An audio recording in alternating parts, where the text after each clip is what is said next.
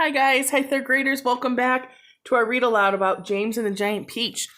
And last we left off, all of the creatures and James had snuck back down, but now they're looking back up the tunnel to see did the cloud men, did they disappear? Are they gone?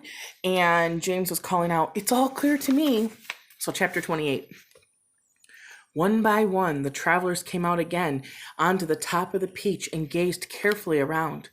The moon was still shining as brightly as ever, and there was still plenty of huge shimmering cloud mountains all on the sides of them. But there were no cloudmen in sight now. "The peach, it's leaking!" shouted the old green grasshopper, peering over the side. "Oh, it's full of holes and the juice is dripping out everywhere." "That does it!" cried the earthworm. "If the peach is leaking, then we shall surely sink." "Oh, don't be ridiculous," the centipede told him. "We're not in the water now." "Oh, look," shouted the ladybug. "Look, look, look, over there." Everybody swung around to look. In the distance and directly ahead of them, they now saw the most extraordinary sight. It was kind of like an arc. Kind of like a big arch, actually, a curvy-shaped thing that was reaching up high into the sky, and it came down on both ends. And the ends were resting upon a huge flat cloud that was as big as a desert. "Now what in the world is that?" asked James. "It looks like a rainbow, but all white. It's a bridge. It's an enormous hoop cut in half. It's a gigantic, giant horseshoe standing upside down."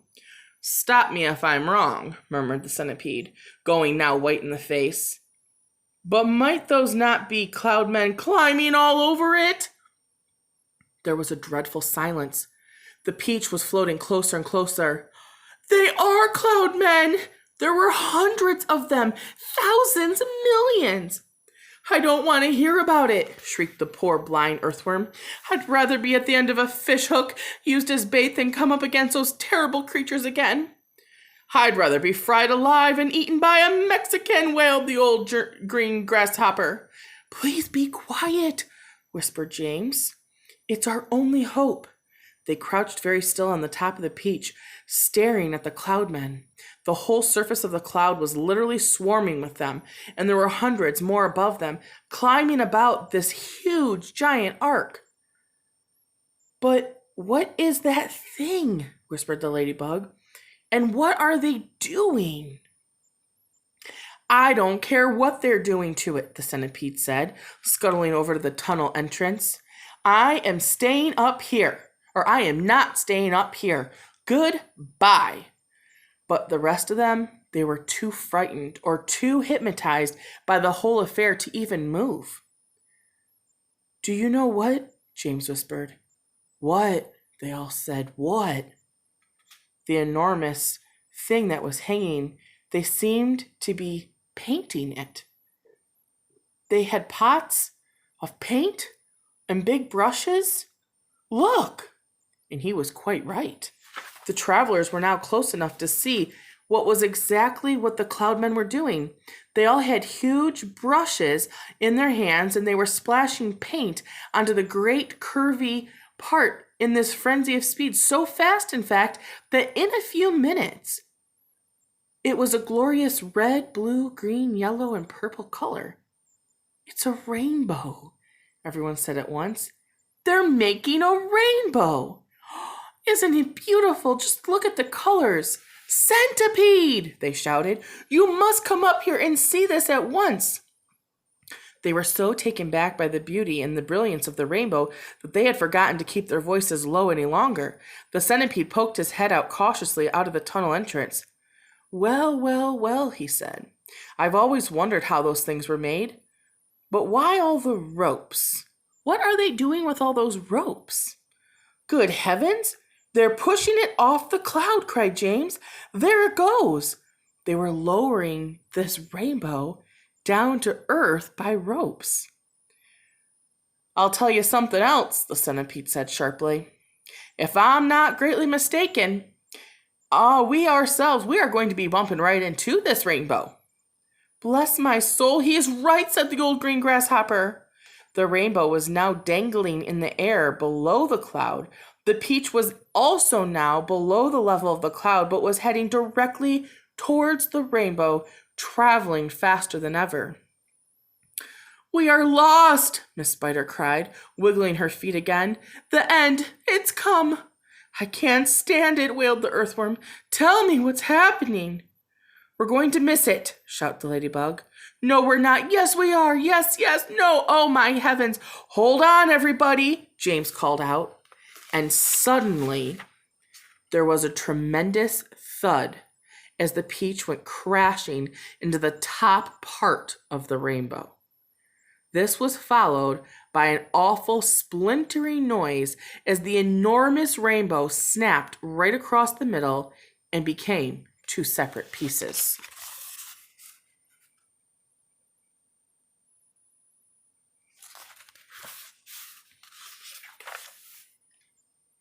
The next thing that happened was extremely unfortunate.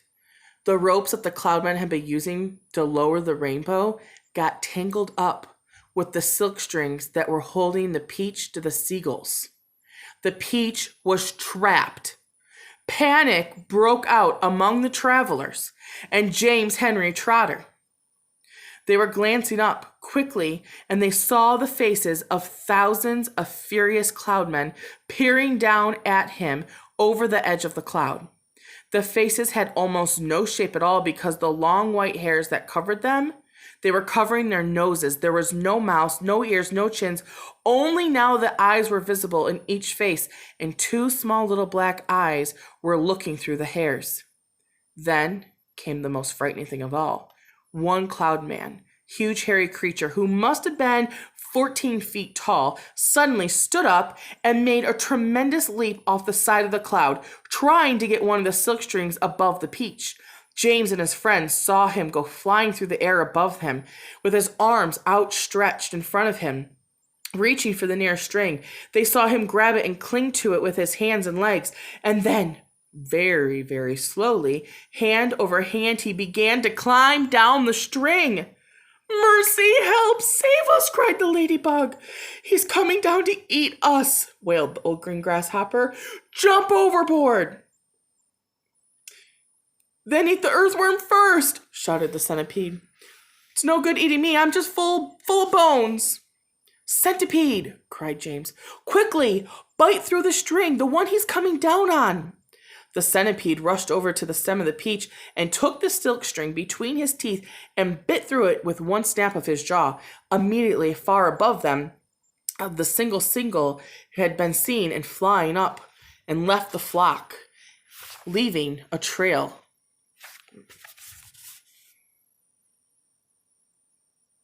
That's the hairy one. Clinging desperately to the end of the string was the Cloudman, shouting and cursing with fury as the huge hairy Cloudman was going down, down, down. My goodness, he must have weighed almost nothing at all because that seagull was able to take him up like nothing. He must just be all hair and air because they're moving up higher in the sky now. The rest of the Cloudmen were so flabbergasted at seeing one of their company carried away in this manner by a seagull that they let the ropes go that they were holding on, and then, of course, down went the rainbow, both halves of it together, tumbling towards the earth below. This freed the peach, which all at once sailed away from the terrible cloud. But the travelers were not in the clear yet. The upset Cloudmen jumped up and down and ran after them along the cloud, pelting them with all sorts of hard, horrible objects. Empty paint cans, paintbrushes, stepladders, stools, saucepans, frying pans, rotten eggs, dead rats, bottles of hair oil, anything that those brutes could lay on their hands came raining down upon the peach. One Cloudman, taking very careful aim, tipped a gallon of thick, purple paint over the edge of the cloud, right onto the centipede himself. The centipede screamed with anger. My legs, he cried. They're all sticking together. I can't walk, and my eyelids, they won't open. I can't see, and my boots are ruined. But for that moment, everyone was far too busy dodging the things that the cloud men were throwing to even pay any attention to the centipede. "The paint, it's drying," he moaned. "It's going hard. I can't move my legs. I can't move anything." "You can still move your mouth," the earthworm said, "and that's a great pity." "James," bawled the centipede, "help me, please. Wash off this paint. Scrape it off. Anything." Chapter 29. It seemed like a long time before the seagulls were able to pull away from the peach from that horrible rainbow cloud. But they managed it at last, and then everybody gathered around the centipede and began arguing about the best way to get the paint off his body. He really did look like a sight. He was purple all over, and now that the paint was beginning to dry and harden, he was forced to sit very stiff and very upright, as though he were encased in cement. And all 42 of his legs were sticking out straight in front of him like rods. He tried to say something, but his lips wouldn't move. All he could do now was make gestures or noises from his throat. The old green grasshopper reached out and touched him carefully on the stomach. "But how could it possibly have dried so fast?" he asked. "It's rainbow paint," James answered. "Rainbow paint dries awfully quickly and very hard." "It frightened me," said Miss Spider. "This reminded me of Aunt Spiker, the late Aunt Spiker. I mean, because the last time she painted her kitchen, this kitchen ceiling, my poor darling grandmother stepped into it by mistake when it was still wet, and there she stuck. And all through the night we could hear her calling us, saying, 'Help, help, help.' It was heartbreaking to listen to her, but what could we do? Not a thing until the next day when the paint had dried. And then, of course, we all rushed over to her to calm her down and give her some food. And believe it or not, my grandmother, she lived for 6 months like that, stuck in the paint, upside down on the ceiling with her legs stuck permanently in the paint. She really did. We fed her every day. We brought her fresh flies straight from our webs. But then, on the 26th of April, Aunt Sponge, the late Aunt Sponge, happened to glance up at the ceiling, and she spotted her. "A spider!" she cried. "A disgusting spider! Quick, fetch me the mop with the long handle." And then, it was so awful. I can't bear to think of it again. Miss Spider then wiped away a tear and looked sadly at Centipede. "You poor thing," she murmured. "I do feel sorry for you." "It'll never come off," the earthworm said. "Our centipede will never move again.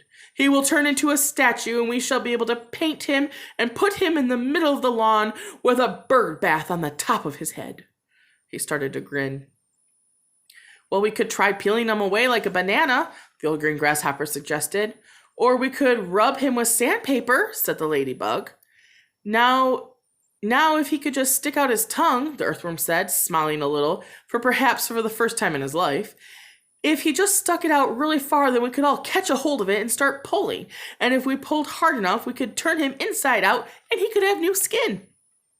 There was a pause while the others considered this interesting proposal. "I think," James said slowly, "I think that the best thing to do is..." And then he stopped. "What was that?" he asked quickly. "I heard a voice. I heard someone shouting." And that brings us to chapter 30, which will be for next time. I hope you're having a great day, and I hope you're enjoying this chapter. All right, talk to you soon.